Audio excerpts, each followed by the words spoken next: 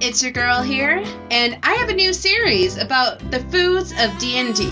So this is inspired by a D&D character that I have, known as Agnes of the Dragon Frito Pie. Her campaign goal is to turn basically everything she finds into food, whether that be animal, plant, or unlucky pumpkin demon. While I'm playing this character, I always have to think, okay, what does Agnes want to cook today? That's inspired me to think, what would Agnes cook for the individual classes? Before I start, if you like this video, please press that like button, subscribe to my channel. Also, if you like my video, leave a comment and tell me what I should do next.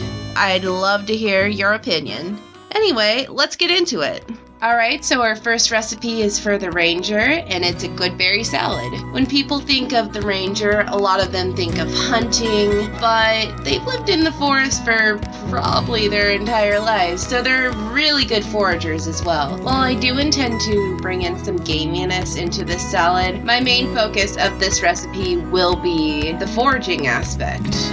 Alright, let's start with some premium roughage. I chose spring mix. Then I added raspberries because my family has a bramble of raspberries. Next I added goat cheese. Goat cheese has this very specific flavor that reminds me of the taste of wild game. The next thing that I added to my salad was these nuts. Then I drizzled raspberry vinaigrette because who likes dry salad? The last thing I'm adding to my salad is a protein. My personal preference is crispy chicken. However, you could do grilled chicken or some kind of egg.